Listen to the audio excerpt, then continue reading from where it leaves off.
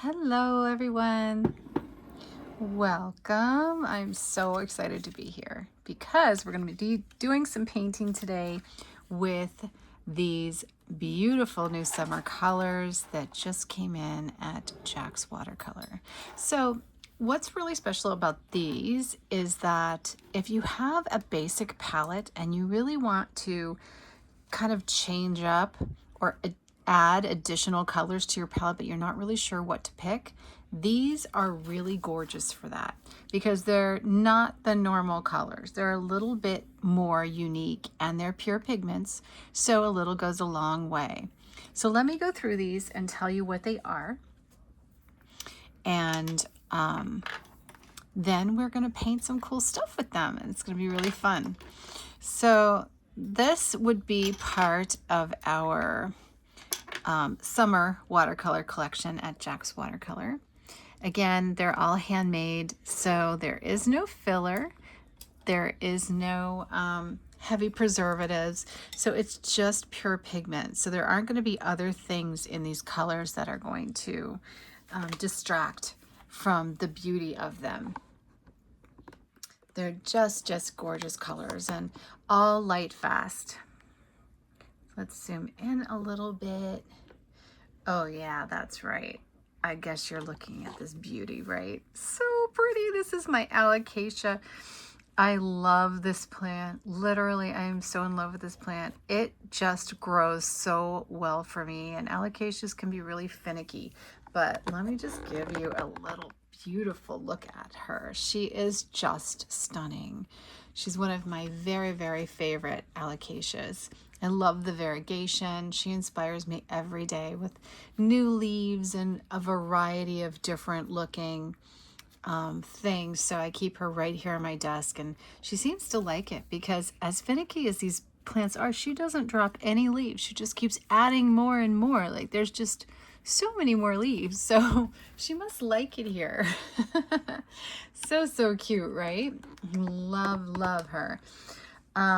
I also have some new orchids coming in this season, so you're going to be seeing a lot of really cool looking orchids, and I of course share a lot of them when they first come in at my other channel, which is Daylight and Daisies, which is dedicated to my mom, who is not well but loves plants and flowers. So I started a channel for her so that I could track all of the growth of these beautiful plants and share them with her when she can't maybe be outside to see them.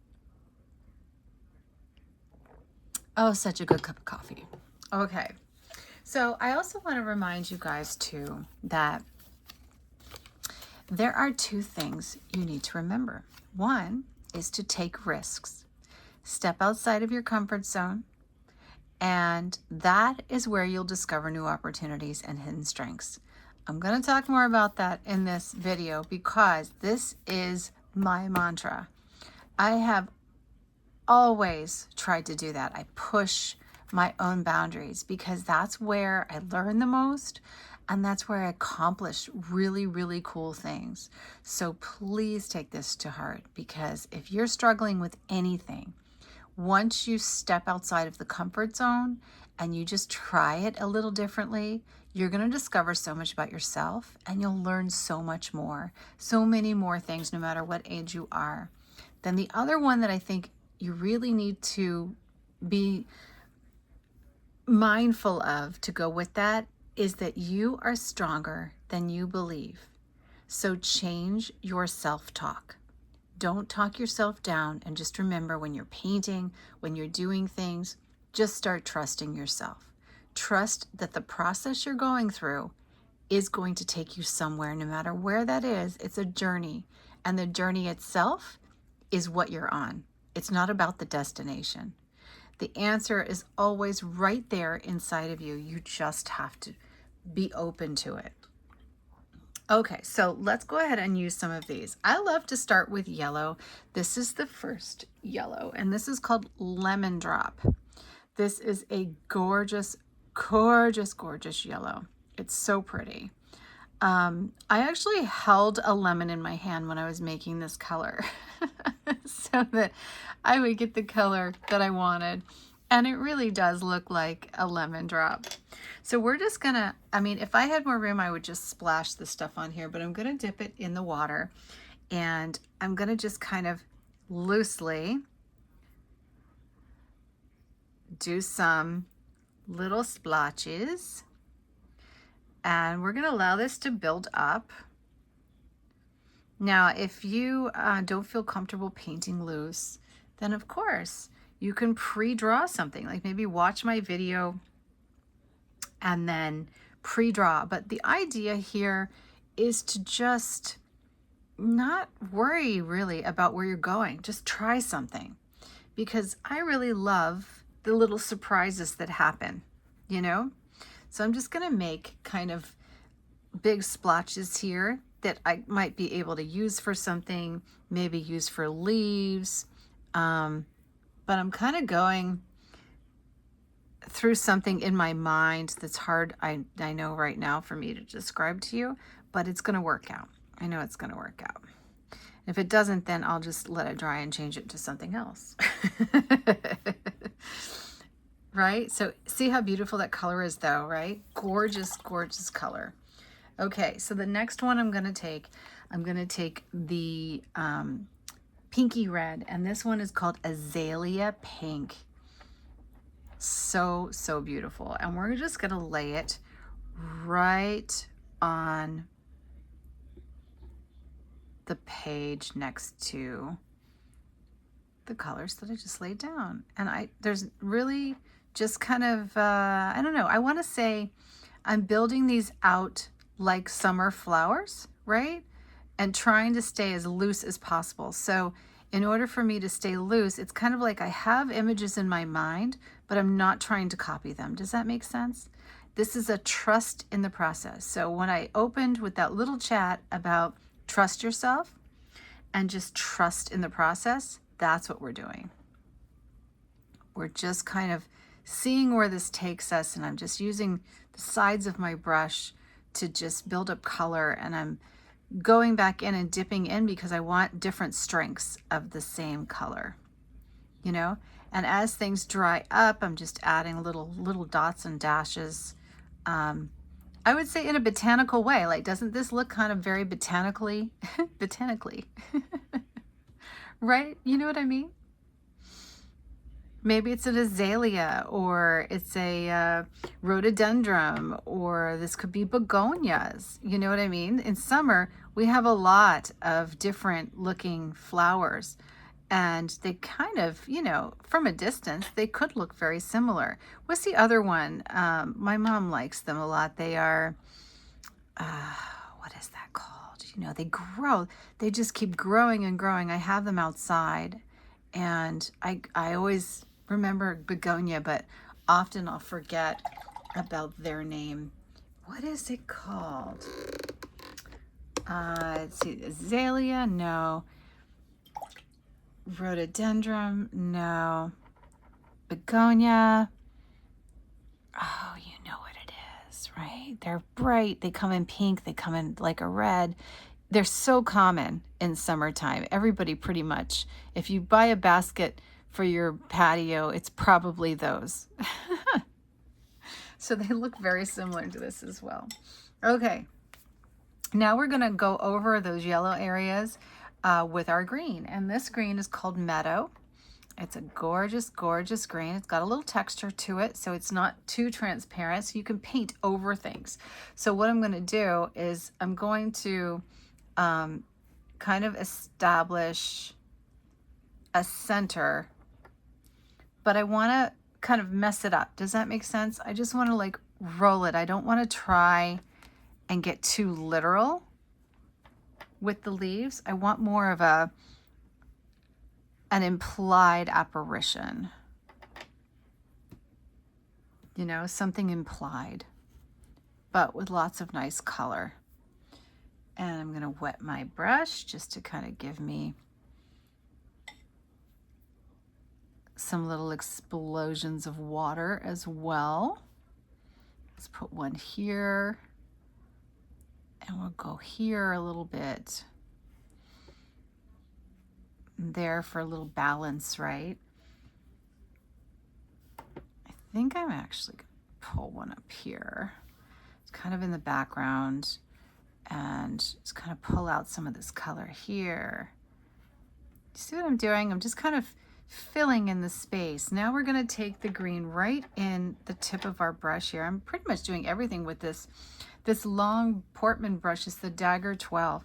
And I'm going to pull from here. We're going to start pulling some beautiful streamlines down.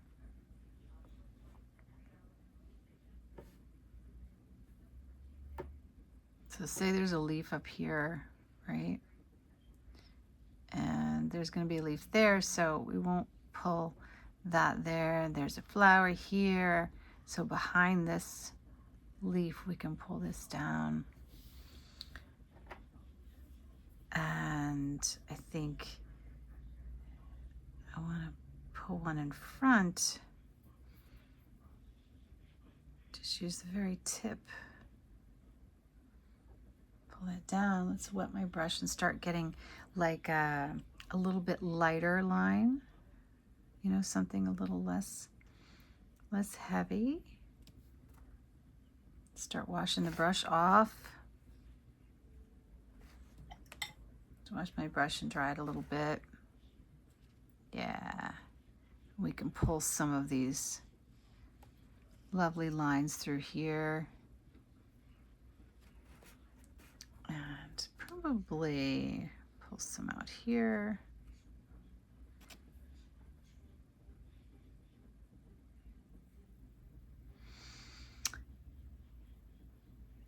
I'm gonna put some little stars in the center of these leaves, you know, just to give it a little bit of interest, you know, make it look more leafy, but also very loose.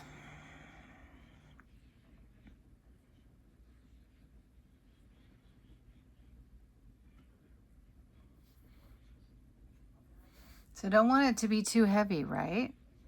Stem can go there, and this little stem from there. I just want to fill in this center space, and maybe trying to remember not to dip my coffee, my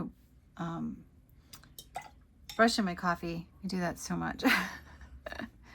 So I'm just kind of wetting some of the side here just to loosen this up and let it kind of, look at that, beautiful, right? And let it kind of, you know, like melt. I want some melting into the background here. I do that a lot after I get the drawing in, is I just kind of let the colors melt a little bit because I just really love the way it looks. It's so soft. I'm going to add some little structure to this leaf here. See how I'm holding my brush at the end there? That actually loosens up my stroke for looseness, you know? I can't really I can just kind of tap some watercolor in. I can't really do much. Now let's go and let's grab this beautiful, beautiful turquoise. This is such a stunning color. This one's called Crystal Cove. Very, very summery. And we're gonna put a little bit on some of our leaves. Just kind of dump it in there. Get a little bit. And some of these where they're still wet, you know, just get it, let it go down. And is this still wet? Yeah. So let's just, ooh, so pretty. So it's just mark making, you know, just mark making. And this kind of gives your leaves that little something beautiful, that little something extra. How pretty is that?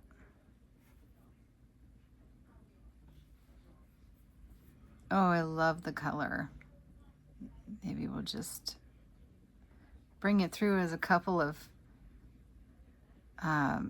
stems from the flowers, you know, just for fun, just something unique visually. Look how pretty that is. It's almost like a shadow. Isn't that just gorgeous? Okay. Oh my goodness. I don't really have to do anything else. I really don't. I love it. It's so, so pretty. And you saw how we got there, right? It didn't look like anything. It just didn't have to even start off at anything. And it just kind of came out of the imagination, and we just kept adding layers and not worrying about the end result, just staying on the journey. You see what I mean? So if you're strong enough to like stick with it and just say, you know, hey, I can do this. You know what I mean? Whatever's ahead of me on this journey, I will be there. I'm there for it. You know what I mean? Then that is trusting yourself. That's what we have to learn to do. You have to learn to take those risks. And even if you don't particularly like it at the end, you don't have to like it. It's okay.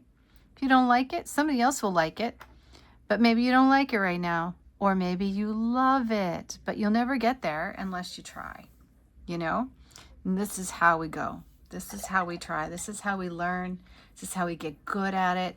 We decide what we like and what we don't like, but you got to do something in order to have that decision to make. So this is why you need, especially in watercolor, to step outside your comfort zone.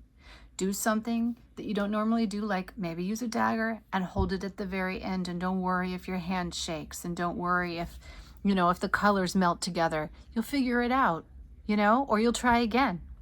But you don't get the opportunity to find all of your hidden strengths unless you actually start and you do something. So that's what we're doing here today. Now, as my wild card color for this beautiful set that is available at Jack's Watercolor, I am going to use this one, randomly selected, and it is a beautiful metallic olive. This is also available on the website individually, so if you fall in love with this color as much as I have fallen in love with this color over the last year, then definitely go pick some up for yourself. I just love the way this sparkles. And it adds a little bit of shadow to things. So I kind of go through and I hit some of the areas that are already in shadow and just give it a little something extra. I just love it. And I also find that it makes great lines. So like when you draw these little lines, they're glittery, so the eye draws to them, and they just add so much beautiful pizzazz to a watercolor. Let me show you. Look at that. You see the glitter? Look at that. Is that gorgeous? Now you can literally put this on your brush and then just tap it. I can't do it right now because I'll get it all over my coffee and my plant, but you could just tap your brush and let it go where it wants to. And that's really, really fun to do on your watercolor as well. But look at the gorgeousness. Is that not pretty? So that's olive metallic is my wild card color. So the set comes with some kind of wild card color. It's got the 4 that are the really, really good additions to any botanical palette, and then a random wild card color. And mine is metallic olive, which is available. All right, have a wonderful day. I hope you guys enjoyed this lesson and this little reminder about, you know, how you need to be a little more brave and approach things a little differently, and that everything will set itself out just right if you do, you know, because I think that we could all use a little reminder from time to time. And just as you remind me, I'm here to remind you as well. I love you guys. I'll talk to you soon.